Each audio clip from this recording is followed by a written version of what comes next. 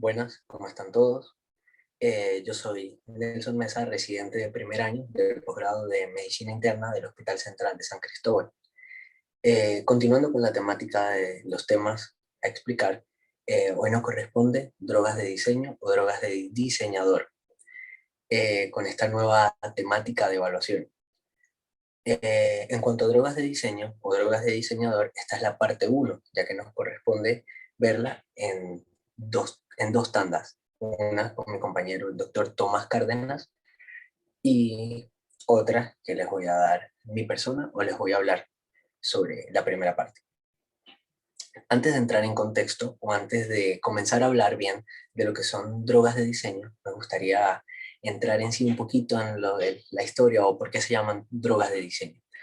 Todo comienza en el año 1970, 1980, cuando todas estas drogas eran de uso común o eran de uso normalmente en fiestas, en teatros, en casas. Allí esto va a un auge y se sale un poco de control. Por ende, organizaciones gubernamentales u organizaciones de los Estados Unidos de Norteamérica comienzan a hacer una serie de fiscalizaciones o una serie de redadas, por decir así, donde decomisan o donde prohíben sustancias que sean capaces de alterar la estructura química o la estructura molecular de otras sustancias que ya han sido previamente elaboradas. Estas siendo sustancias naturales o siendo sustancias medicamentosas o siendo medicamentos. Esto con el fin de parar un poco todas estas sustancias psicotrópicas o estupefacientes capaces de alterar o capaces de producir más funciones o más alteraciones que las que ya estaban preestablecidas. Esta serie de fiscalizaciones conlleva a unos cierres de laboratorios o a unos cierres de organismos o de personas que tenían establecimientos donde fabricaban esos pequeños precursores. Por ende, allí se crean todos esos laboratorios clandestinos que vemos en las películas o que vemos en el cine, de laboratorios en una selva o de laboratorios en casas clandestinas, con toneles, con botes, todo eso diseñado de manera rápida. Estos laboratorios clandestinos son capaces de alterar la estructura química mediante sustancias que muchas veces no se conocen, con el fin de alterar esa sustancia ya establecida, como lo he dicho ya como en 3 oportunidades. Entonces, ¿qué podemos decir de drogas de diseño? Que son análogos de fármacos o de sustancias modificadas bioquímicamente por precursores. ¿Por qué se les llama drogas de diseño o drogas de diseñador? Porque dicen o cuentan anteriormente o se cuenta actualmente que todas estas drogas son diseñadas por alguna persona. Por ende, tienen nombres raros o por ende tienen siglas raras también. Todo esto viene por la persona que la diseñó o por la sustancia que la alteró. Entrando así un poquito en contexto, vamos a ver lo que es clasificación. Esta clasificación es en términos generales de las sustancias o de las drogas de diseño que vamos a ver en esta presentación, o en estas dos presentaciones. Recuerden que es parte uno y parte 2. Las feniletilaminas, los derivados de los opiáceos, las arilexilaminas, los derivados de los metacuolonas y otros. Vemos que son nombres raros, como la PMA, la DMA, la MMDA, todos son nombres, todos son siglas. Por lo menos la MMDA significa metilendoximetanfetamina, la MMDA significa metoximetil-endoximetanfetaminas. Todas estas siglas, por lo menos la PMA, para metilendoximetanfetamina o para metilanfetamina,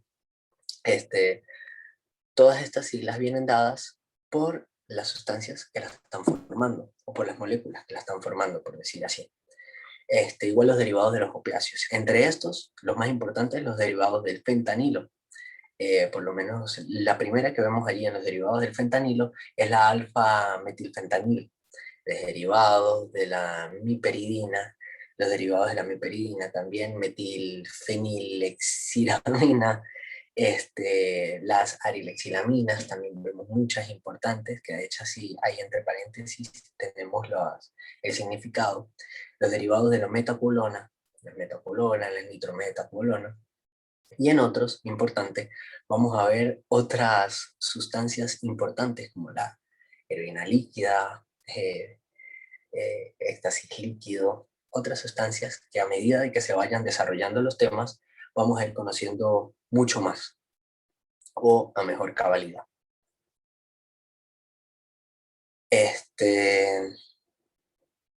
Continuamos. Esto es una tabla, por decir así, resumen de todos los mecanismos de acción, la vía de administración y la absorción y sus efectos, de manera resumida, porque a medida de que vayamos dando la exposición, vamos a ir de forma continua, vamos a ir evaluando, vamos a ir describiendo con mayor especificidad o más específico los puntos claves de cada uno. Comenzamos. Allí están todas las que vamos a ver en estas dos exposiciones o en estas dos partes, parte 1 y parte 2. En cuanto a las feniletilaminas, su origen son derivados de la anfetamina. Mecanismo de acción. En cuanto al mecanismo de acción, tenemos allí que es un liberador de catecolaminas, particularmente la dopamina y la norepinefrina, a partir a partir de los terminales presinápticos. Podemos concluir en términos generales que son inductores de la liberación de dopamina, norepinefrina y serotonina en menor medida. Son simpático-miméticos, indirectos, y a su vez son agonistas de los receptores 5-HT. A dosis mucho más altas pueden causar la liberación de serotonina o 5-HT y afectar así a los receptores centrales de serotonina. Todo esto explica muchos mecanismos que vamos a explicar progresivamente. Su absorción, su vía de administración comúnmente es vía oral, mayormente. Sin embargo, vamos a ver que podemos encontrarla vía endovenosa, vía intranasal, en polvo, en muchas sustancias, en cristales o en muchas formas. Sus efectos, los efectos derivados de las catecolaminas. Recuerden que es un liberador de serotonina, norepinefrina y dopamina. Por ende, sus efectos van a ser esos. Como resultado de la estimulación de los receptores alfa y beta adrenérgicos, sobre unos efectos anorexígenos, aumento de la tensión arterial, efectos simpáticos, aumento de la frecuencia cardíaca, cialorrea, alteraciones en la conducta, alteraciones en el aparato locomotor y alteraciones a nivel del sistema nervioso central.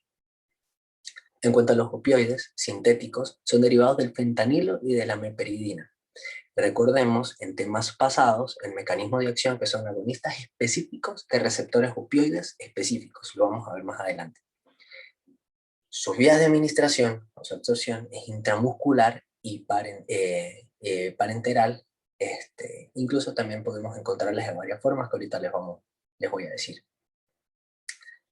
Los derivados de la finciclidina bloquean receptores muscarínicos e inhiben la acetilcolinesterasa. Tienen una acción agonista sobre los receptores de dopamina y los receptores opioides. Estos inicialmente se iniciaron como anestésicos, sin embargo, en vista de la progresión y de la historia, o de las alteraciones que se veían que eran dadas por estas sustancias, fueron utilizadas como drogas o como estimulantes del sistema nervioso central.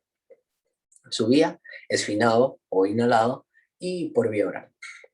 A dosis baja producen despersonificación, despersonalización, euforia, efectos simpáticos, modificaciones de la percepción visual, auditiva, táctil incluso. En dosis mucho más altas produce alteraciones, pero en alteraciones locomotoras, como agitaciones, que esas agitaciones o esas contracciones prolongadas, alteraciones renales, pueden producir radiomiólisis, acidosis metabólica, convulsiones, incluso deficiencia respiratoria.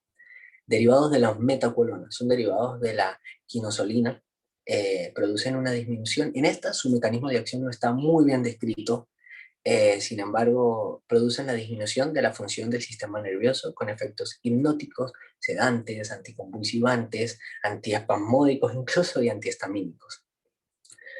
So, las tenemos en vía oral y vía parenteral.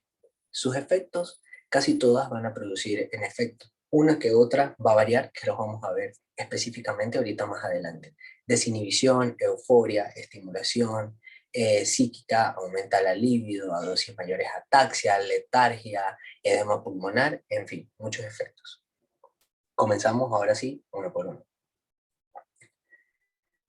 Opioides sintéticos, derivados del fentanilo. Alfametilfentanil. Estos son derivados del fentanilo. Recuerden, alfametilfentanil. En cuanto a sus generalidades, es una droga sintética derivada del opio. Es incluso 200 veces más potente que la morfina y 80 veces más potente que la heroína. Su fisiopatología. Son agonistas específicos de los receptores opioides, ya sean los receptores mu y los receptores que conocemos de temas pasados. ¿Por qué? Porque estos disminuyen o conllevan a una disminución del AMP cíclico, aumentando la apertura de los canales de potasio e inhibiendo así la apertura de los canales de calcio, o inhibe los canales de calcio, que esto va a conllevar a una reducción de la excitabilidad celular, o de la excitabilidad, por decir así, de las funciones. Su argot, o sus nombres coloquiales denominados de China White o Mexican Brown, también se puede conseguir con muchos otros nombres. En cuanto a su toxicocinética, la podemos encontrar fumada, inhalada y vía intravenosa. La clínica. En cuanto a dosis, clínica y dosis. En cuanto a dosis y clínica, tenemos que las dosis de 25 a 50 mg que sea liposoluble, o ¿por qué nos ayuda de que sea liposoluble? Porque puede llegar al sistema nervioso central en fracciones de segundo. Esta se cree que llega en 90 segundos al sistema nervioso central para producir euforia, somnolencia, disminución de la respiración y disminución de la tensión arterial. Recuerden que para esta los antídotos y el manejo lo vamos a dar mucho más adelante. Sin embargo, adelantando, porque ya lo hemos visto en temas anteriores, recuerden que la disminución de la respiración o las alteraciones respiratorias es el único criterio de colocar el antídoto, la naloxona en este caso, a dosis que ya conocemos y a mecanismos que ya conocemos. Pero, ojo, importante aclarar en este punto, la euforia, la somnolencia, la disminución de la tensión arterial no son criterios para iniciar el antídoto. Es criterio solamente la respiración. Derivados de la meperidina. En esta tenemos la MPPP, metilfenilpropiosiperidina, derivado de la meperidina. Esta se cree que es más potente que la heroína, incluso hasta 1600 veces. Se podrán imaginar el efecto que puede producir o las alteraciones que pueden producir. En cuanto a la fisiopatología, igualita. Agonistas específicos de los receptores opioides por disminución de la AMP, por apertura de los canales de potasio, por disminución de los canales de calcio, que reducen la excitabilidad y las funciones celulares. El argot se llama coloquialmente como nueva heroína o heroína sintética. Incluso la conocen como heroína líquida. Toxicocinética es vía endovenosa. La clínica produce toxicidad neurológica, cardiovascular y excitación. Recuerden que la cardiovascular es por serotonina y la adictiva es por dopamina. La clínica se agrava en pacientes que tengan ya patologías de base, insuficiencias renales, insuficiencias hepáticas. Esta produce un pseudo cuadro de parkinsonismo con alteraciones, temblores, ataxias y otras manifestaciones clínicas. Esto conllevó a que gracias a intoxicaciones por esta droga o por estas sustancias se comenzaran estudios para conocer la fisiopatología del Parkinson, y gracias a eso se llevó también a estudios a que llevaran a medicamentos antiparkinsonianos.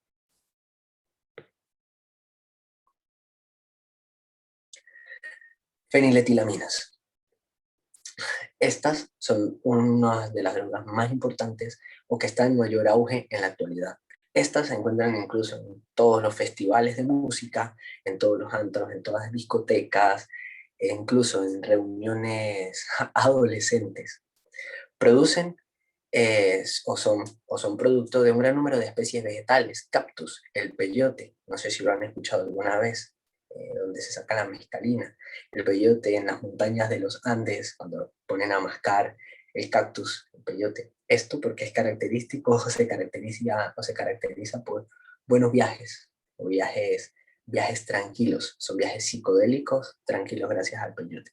También son derivados de la nuez moscada, como no, del azafrán, del perejil, del sasafrás, del cálamo aromático, etc. También las podemos encontrar de forma sintética, como no. Como primera, tenemos la metoximetil endoximetanfetamina, o mejor conocida como la MDMA, o éxtasis, MDM, euforia y Adam, Tasha, Delfín, Pajarito, Sol, Tulipán, la podemos encontrar en infinidad de nombres. Muchos de estos nombres varían en cuanto a ciudad, en cuanto a país. Incluso puede ser que aquí en Venezuela, en Caracas, la conozcan como Pajarito y aquí la conocemos como éxtasis. Varía dependiendo de ciudad del pueblo. Esta es importante porque fue una de las primeras sintetizadas junto a la MDA. Fue sintetizada antes de que fuera comercializada. Esta fue comercializada aproximadamente en los años 60, en 1912, mentira, en los años 1912, por unos laboratorios que se llamaban Merck. Inicialmente fue por anorexígena y vasoconstrictora. Sin embargo, también fue usada posteriores en terapias de sociabilidad o en terapias conductuales, en psicoterapia específicamente. ¿Por qué? Porque tiene un efecto de desinhibición o de alteraciones de la actividad en los pacientes o en los consumidores. Esto les proporcionaba a los psiquiatras o a los psicólogos desinhibir al paciente o desinhibir a la persona y de esta manera poder contar sus problemas conductuales o poder examinarlos mejor. Este, en cuanto a su absorción, la podemos encontrar vía oral, vía parenteral. Los síntomas aparecen incluso 30 minutos antes de su administración. Se dice que hay personas que le comienzan a los 5 minutos, hay personas que le comienzan a los 15, pero siempre, ojo, siempre comienzan antes de los 30 minutos. Tienen una meseta aproximadamente de 1 hora donde llegan a su cúspide, donde llegan a su punto máximo de sintomatología, las cuales desaparecen gradualmente posterior a las 2 horas. Sin embargo, incluso se cree que pueden durar de 4 a 5 horas. Estas las podemos encontrar en cápsulas, en polvo, a dosis de 50 a 110 miligramos. Tienen un valor aproximado, dato, de $5 cada pastilla o $8 cada pastilla. Son estas pastillitas que vemos con formitas de un pitufo, tiene la pastillita, labrada con un pitufo, labrada con una mariposa. Esto también va dado, cada formita va dada por qué otra sustancia la está acompañando. Comúnmente las podemos encontrar con cafeína, mezclada con ketamina, mezclada con otras sustancias. Este estampado que va a tener la tableta allí nos va a identificar de qué laboratorio es, qué forma es, qué tan pura es y con qué otra está mezclada. Su mecanismo de acción inhibe la recaptación de serotonina fundamentalmente y de la dopamina en menor intensidad. Sin embargo, recordemos que es un inductor de la liberación de dopamina, serotonina, norepinefrina, es decir, simpático, mimético, indirecto, que a su vez inhiben su recaptación y es un agonista, inhiben su recaptación de esta manera aumentando así a nivel presináptico y a su vez son agonistas de los receptores 5-HT. Se metaboliza por una enzima que se llama CYP2D, no recuerdo, es un nombre súper específico.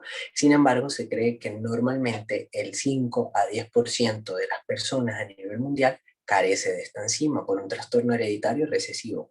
por lo que la MDMA es sintetizada en mayor medida.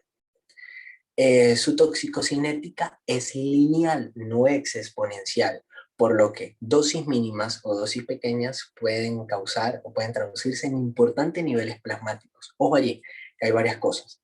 Esta elimina metabolitos en orina, incluso 24 o 36 horas posteriores de su consumo. Las dosis no se encuentran relacionadas con, perdón, mejor dicho, sus efectos no se encuentran relacionados con respecto a dosis, sino que se encuentran relacionados con respecto al consumidor. Su dosis máxima puede ser 250 miligramos. Y otra cosa importante, produce neurotoxicidad. Ahorita lo vamos a ver. Ahorita lo vamos a explicar mucho mejor.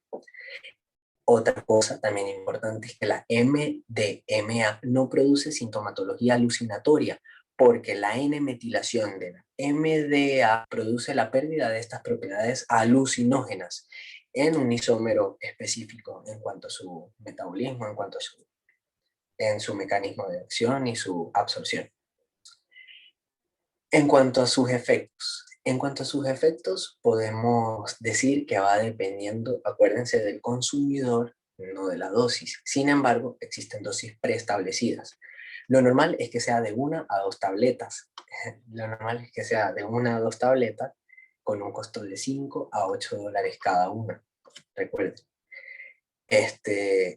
Unas dosis altas o dosis moderadas es que sean hasta 5 pastillas o 5 tabletas. Mayor de 10 tabletas puede ocasionar la muerte o una intoxicación súper aguda.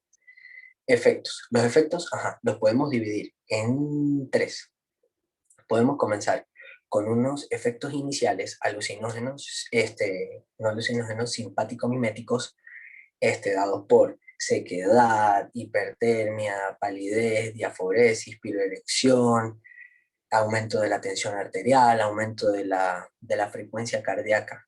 Efectos subobjetivos, que son aumento de la empatía, euforia, aumento de la sensibilidad, y efectos con alteraciones en el sistema nervioso o alteraciones que son alteraciones de la percepción, alteraciones visuales dadas por visión borrosa, y cromatismo, alteraciones táctiles y alteraciones temporales.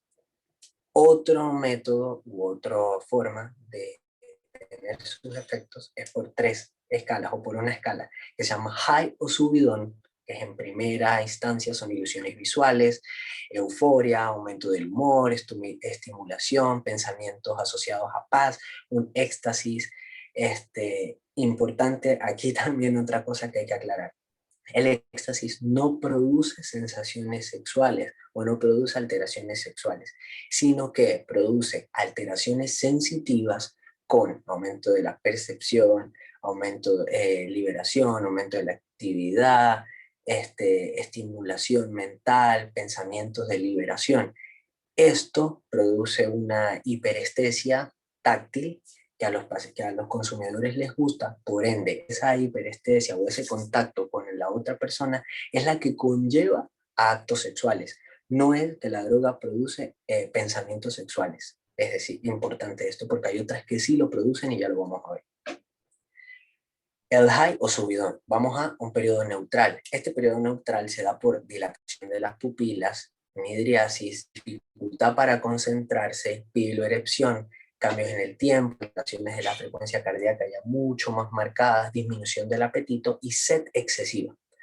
Luego viene un periodo de down, o un periodo de down. Este se da cuando las dosis son muy altas, se pasa directamente al periodo de down, o va en escala ya cuando comienza a disminuir, que dijimos que gradualmente es después de las 2 horas, que incluso puede durar a 4 o 5 horas.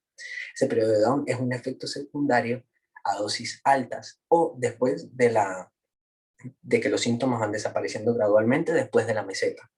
Este se da por confusiones, náuseas, insomnio, incluso estados de paranoia, de miedo o pánico excesivo. En cuanto a los efectos que tenemos aquí en la anamina, son taquicardias, arritmias, hipertensión arterial, midriasis, piloerección, hipertermia. Ya vamos a explicar por qué se hace hipertermia y por qué es importante allí. trismo, parestesias, hiperreflexia y bruxismo. Estos son pacientes que se caracterizan porque normalmente llegan mascando chicle o llegan comiendo chupeta. Por eso en el éxtasis casi siempre se ven mascando chicle y comiendo chupeta para disminuir ese efecto o para disimular ese efecto.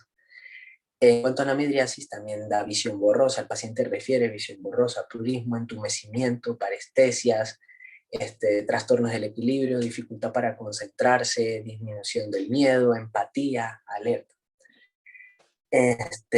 Ojo por el síndrome serotoninérgico que puede producir.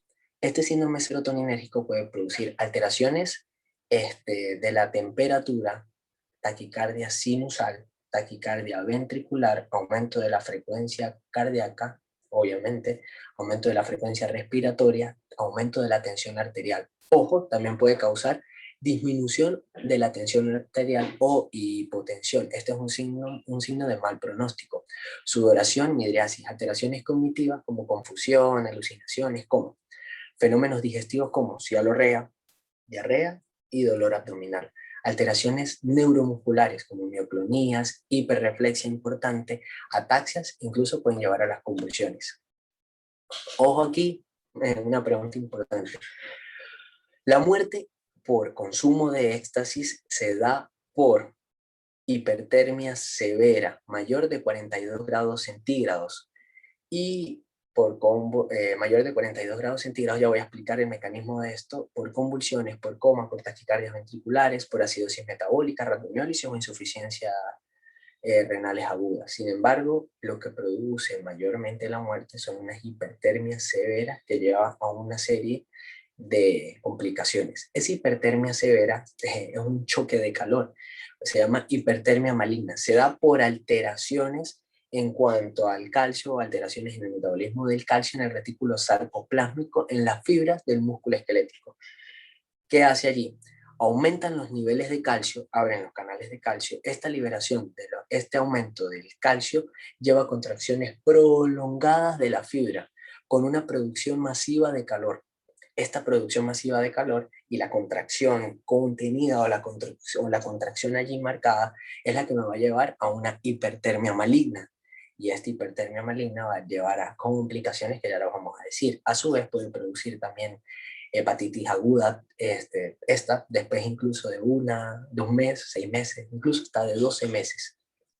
Puede producir hiponatremias por secreción inadecuada de la hormona antidiurética, conllevando así a un edema cerebral, o por una hiponatremia dilucional. ¿Por qué? Porque estos pacientes, esto produce sed excesiva y estos pacientes son tomando agua, por lo que se produce una hiponatremia dilucional. Existe una tormenta adrenérgica importante o un mecanismo de tormenta adrenérgica que se da por 3 pasos. Una hiperactividad muscular por los temblores y por la rigidez sostenida, por la contracción sostenida que va a llevar a rhabdomiólisis.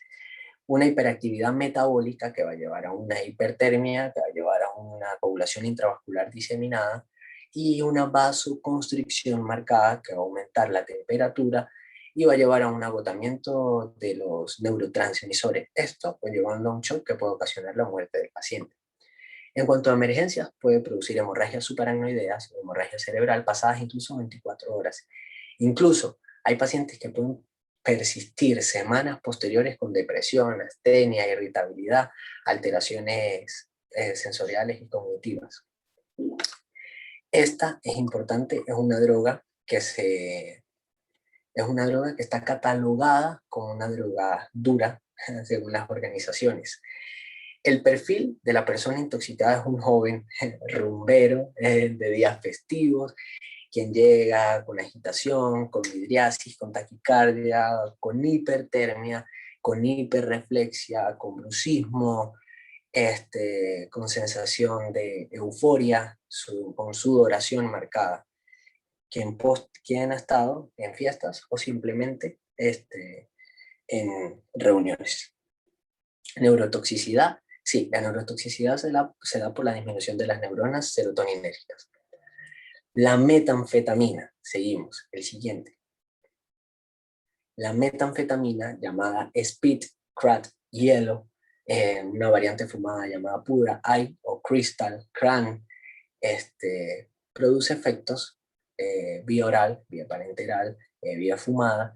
Esta es de mayor liposolubilidad y duración. Esto quiere decir que tiene un efecto más rápido, pero más tiempo. Dijimos que el éxtasis producía o tenía una duración de, después de las 2 horas comenzaba a disminuir, sin embargo, podía estar de 5 a 6 horas. Esta es de 6, incluso hasta 24 horas.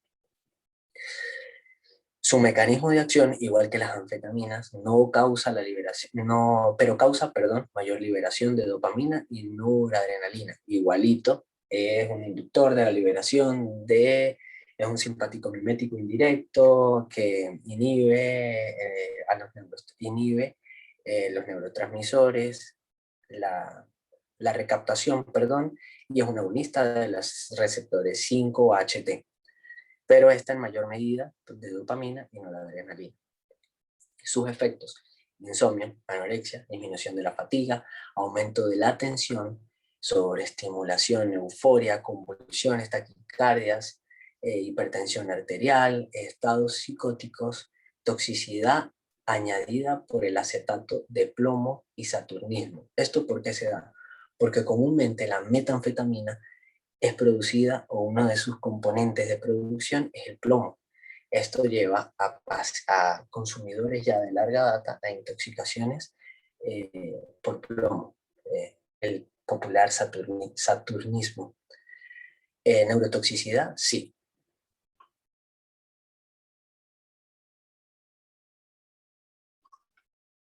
Ok, continuamos. Feniletilaminas. Efectos dependiendo de la dosis utilizada. Mezcla de varios tipos. En estas vamos a encontrar mezclas de sustancias anteriormente descritas o las sustancias ya descritas. ¿Como cuáles? Como por lo menos la segunda que vemos allí, el DOMP, que es la 2,5-destroxianfetamina, metanfetamina, mezcladas con MDA, mezcladas con MDMDA, son mezclas para potenciar sus efectos, con ketaminas, con cafeínas, e incluso podemos verlas con muchísimas más. Estas empezamos, la PMA, parametoxianfetamina. Es tan comúnmente llamada también la droga de la muerte. ¿Por qué? Porque esta se ve asociada a mayor número de muertes. Tenemos efectos vía oral. Los efectos se presentan a partir de los 45 minutos o la hora. Normalmente es después de la hora. La duración es más corta que con MMDA. Se dice que comienza su meseta, su punto máximo a las 2 horas, y después de las 2 horas y media o 3 horas comienza ya a disminuir o a ceder sus efectos, llegando así a un punto máximo de 5 horas aproximadamente. Es neurotóxico por disminución de las neuronas serotoninérgicas cerebrales. Produce una fuerte estimulación y algunas alteraciones visuales. Estas alteraciones visuales dadas por visión borrosa y cromatismo. También produce alteraciones táctiles, pero en menor medida. Náuseas, el vómito se presenta habitualmente al inicio de la experiencia, así que no es una droga muy recomendable. Por ese efecto adverso está casi que en desuso, porque se consume y comienza con episodios eméticos. Produce también, evidentemente, por su mecanismo de acción, aumento de la frecuencia cardíaca, de la temperatura, de la tensión arterial, inquietud, malestar, mareo, dificultades respiratorias que son las mayormente asociadas a la muerte. Recuerden, estas drogas de la muerte ya casi están en desuso. Tenemos el popular DOM, o 4-metil 2,5 endoximetanfetamina, o también popularmente llamada STP, serenidad, tranquilidad y paz. Esta es una droga comúnmente conocida con el nombre de paz porque produce alteraciones pero con respecto a la tranquilidad. Entra en sí en un estado el paciente con una alteración de un equilibrio en sí o de un estado de tranquilidad y paz. Por eso es denominado así. Tenemos efectos con una absorción vía oral sus efectos comienzan a partir de las 2 o 3 horas normalmente y duran aproximadamente de 14 a 20 horas, incluso más. Es decir, es un efecto prolongado en el tiempo que comienza tempranamente. A dosis bajas de 2 a 3 miligramos produce estimulación simpática. Ya conocemos los mecanismos simpáticos dados explicados anteriormente. Dosis medias de 5 a 8 miligramos ocasionan alteraciones de las percepciones, alucinaciones e intensa estimulación del sistema nervioso central. Todas esas ráfagas de euforia, de alteraciones de la conciencia, de sudoración, taquicardia, hipertensión arterial, la habilidad afectiva, alteraciones en el tiempo, alteraciones en el juicio incluso, este, alteraciones en el juicio. También ocasionan a dosis elevadas de 10 a 20 miligramos, pueden producir intensos efectos psicotrópicos. Esta se asocia también a crisis de pánico o crisis de miedo excesivo. Normalmente no están usadas también. Esta tiene una historia interesante, esta de Dom, usada en un festival hippie en California, no recuerdo bien la fecha. Esto es importante porque se repartieron, la historia dice que se repartieron 5.000 tabletas de DOM o de STP, pero anteriormente no era bien estudiado su mecanismo de acción, era un simpático mimético indirecto, sino que se confundía su mecanismo de acción con el LSD, que tiene un efecto máximo, una meseta o un éxtasis, al poco tiempo de haber sido consumida. Esta comenzaba sus efectos de 2 a 3 horas y duraban 14 o 20 horas incluso. Así que todos los hippies que estaban en ese festival se comieron sus tabletas, no vieron efectos y posteriormente se volvieron a meter más tabletas. Incluso habían unas que se habían metido 5 tabletas con sobredosis. Esto produjo una sobredosis, todos fueron atendidos, incluso duraron varios días en UCI, muchos pacientes en unidad de cuidados intensivos. Y posteriormente a esto se comenzó a indagar más sobre esta droga o se comenzó a estudiar muchísimo más sobre esta droga gracias a esos efectos o gracias a ese festival de hippies locos. Luego tenemos la DOP, Bromodom o DOP. Es más potente derivado, incluso se dice que es 100 veces más potente que la mescalina. Lo encontramos vía oral, sus efectos comienzan a partir de las 2 horas y dura también prolongado en el tiempo, incluso hasta un día. Esta se encuentra impregnada en trozos de papel o en trozos de tela, de 2 a 3 gramos de su dosis normalmente. Esta produce una fantasía o un humor muy exaltado con distorsiones o disociaciones. Produce una intensa estimulación simpática por un aumento de la lucidez y del pensamiento, fantasías, distorsiones de la percepción sensorial. Estos son los pacientes que normalmente se disocian totalmente, pero puede ocasionar la muerte. ¿Por qué? Porque es muy lábil y es muy común llegar a sobredosis. Esta produce como un efecto adverso por su vasoconstricción mantenida después de 24 horas, necrosis en extremidades, incluso se asocia mucho a amputaciones eh, de los pies por necrosis sostenida o por gangrenas. Continuando con las feniletilaminas, tenemos la 2CB. Esta 2CB también es comúnmente llamada como CB. Se conoce como Aftertuner, Tunis o Nexus. Es un análogo del BOP que vimos anteriormente. Su dosis es de 12 a 30 gramos. Produce efectos de 4 a 8 horas aproximadamente, mantenidos en el tiempo, con su meseta, igual su mecanismo de acción. Ya lo conocemos, es un simpático mimético, no lo puse allí porque es el mismo. Produce la liberación, es un inductor de la liberación de dopamina, serotonina, noradrenalina, es un simpático mimético indirecto que inhibe su recaptación y es asimismo potente a dosis altas, un agonista de los receptores 5-HT. A dosis bajas se ha descrito un efecto como una relajación del pensamiento causado a dosis elevadas, cuadro de alucinaciones y estados de agitación. Sin embargo, esta a dosis altas tiene un efecto de estados de una agitación sostenida. Incluso pacientes con estas drogas llegan en agitación psicomotriz supermarcada que no revierte incluso con diazepam en algunos casos. Tenemos nuevamente la MDA, es la píldora del amor o la Love Drunk. ¿Por qué se llama así esta? Esta es importante porque esta es un derivado, o esta es el precursor, por decirlo así, de la MDA. MDMA. Es un metabolito de la MDMA y responsable parcial de la neurotoxicidad de esta. A dosis bajas produce una sensación de empatía y euforia. A dosis es un intenso estimulador del sistema nervioso central, con agitación, delirio, alucinaciones, convulsiones, hipertermia maligna, crisis hipertensivas, taquicardia, coagulación intravascular diseminada como complicación que ya dijimos, rhabdomiólisis y una parada cardíaca. Incluso puede ocasionar coma o alteraciones. Es muy lábil, hay que tenerle miedo.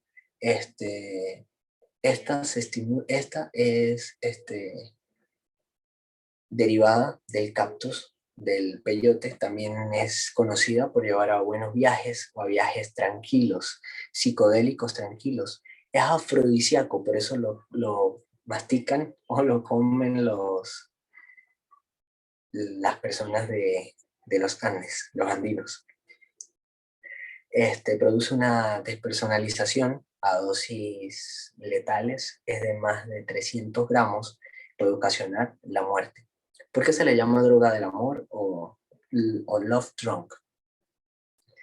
Su mecanismo no está bien descrito, sin embargo, se cree que es un potente afrodisíaco. Este afrodisíaco no es que sea, por decir así, estimulador del coito, estimulador de los pensamientos sexuales, no, sino que lleva a un estado prolongado de coito sin orgasmo. Entonces, este coito sin orgasmo de mayor duración se asocia a que sea la droga del amor, porque duran más tiempo en la relación sexual. Neurotoxicidad, sí, te la explicamos, por destrucción de las neuronas serotoninérgicas, por los mecanismos que ya hemos descrito anteriormente, de, de, este, de estimulación progresiva, por inhibición de la recaptación sostenida que esto conlleva al aumento. La MDA tiene unos efectos de 4 a 6 horas aproximadamente, con efectos psicodélicos. Produce depresión de 5-HT menos potente que la MDA y la MDMA. Sin embargo, produce igualito todas las alteraciones de aumento de la tensión arterial, aumento de la frecuencia cardíaca, estado de euforia, de excitabilidad, en sí estado como tal de todas las alteraciones ya anteriormente descritas. Neurotoxicidad sí la produce, pero en menor efecto que la MD y la MDA. Esta popularmente es conocida como EVA. En cuanto al manejo, del tratamiento de intoxicación aguda por anfetaminas y feniletilaminas, un protocolo ya previamente preestablecido, un protocolo ya establecido. De primera instancia, obviamente, nos va a llegar el paciente, como ya lo dijimos, normalmente es un paciente joven, con midriasis, con alteración del estado en euforia, agitación psicomotriz, con hipertensión arterial, con sudoración excesiva, hiperreflexia, con aumento de la temperatura corporal, con aumento de la frecuencia cardíaca. Es un paciente que no se concentra en actividades sencillas, es un paciente que normalmente viene con mucha sudoración, pero mucho excesivo, o sed excesiva y mucho consumo de agua. Paciente joven, lo primero que hay que garantizarle a ellos es la permeabilidad de la vía aérea, como todo ABC de todo protocolo de manejo por intoxicaciones o de todo manejo médico. 2, monitorización, evidentemente, de la temperatura corporal, de la frecuencia cardíaca y de la tensión arterial. Ya dijimos que todo esto viene aumentado. 3, frenar la hiperactividad. También son pacientes que hay que monitorear la pulsimetría con un oxímetro. Para frenar actividad simpático-mimética usamos benzodiazepinas, ya que estas benzodiazepinas con sedación rápidamente permiten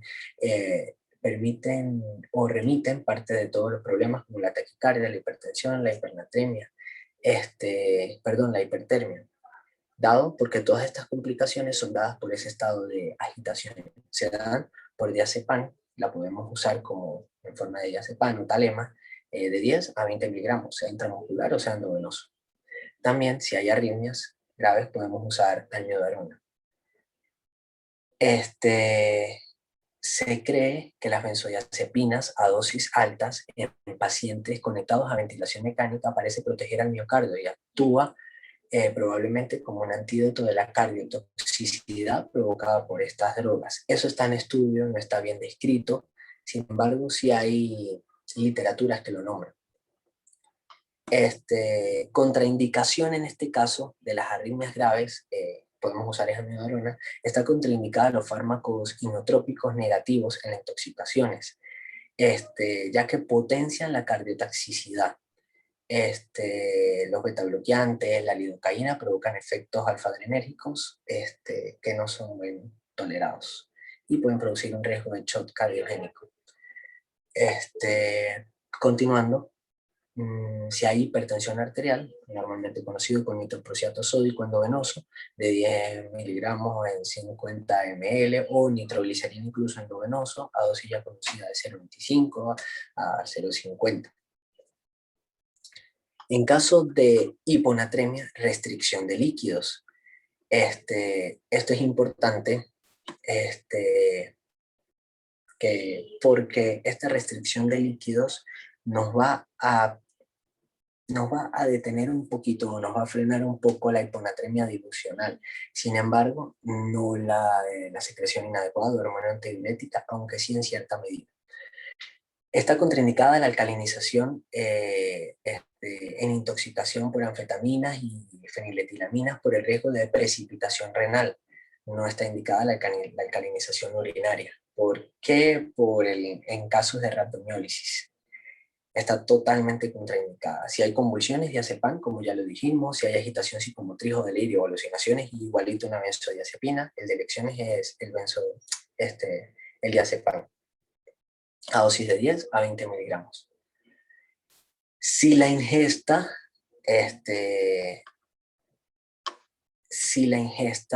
la produce vía oral, tenemos que hacer el rescate de material tóxico con aspirado y lavado gástrico. Recordemos que el lavado gástrico, la directriz o la variante para hacerlo es el vaciamiento gástrico.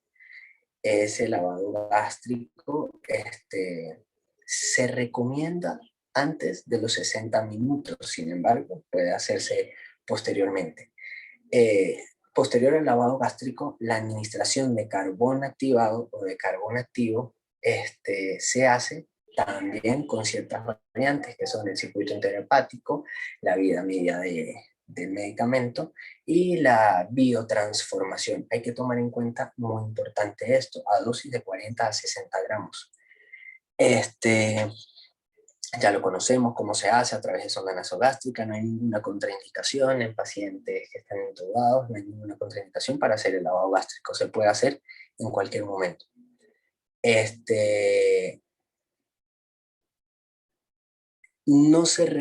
hay isquemia miocárdica, se recomienda la nitroglicerina, el clopidogrel a 300 miligramos vía oral.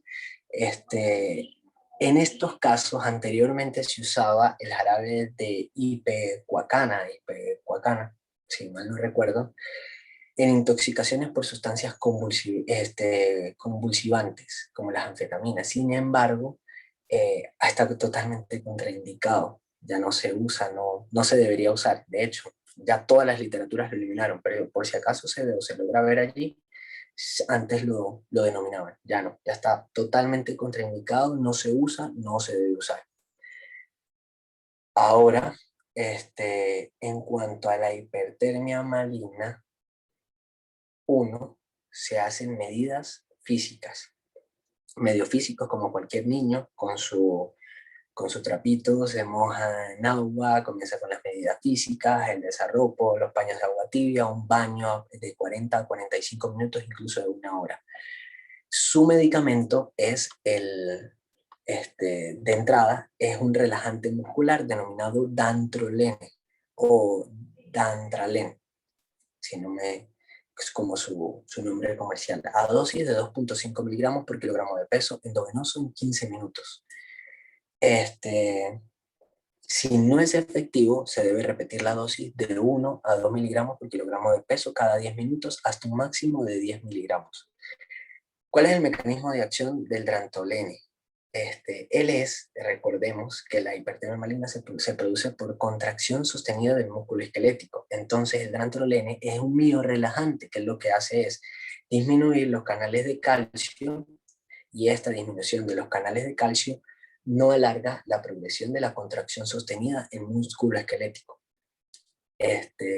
También no deja que progrese toda esa contracción sostenida en el tiempo, sino que comienza ya a relajar y por ende baja la hipertermia maligna.